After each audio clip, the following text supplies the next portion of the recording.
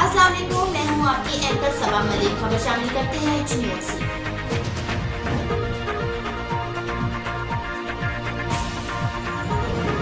आप देख रहे हैं मिशन न्यूज़ पाकिस्तान की आवाज़।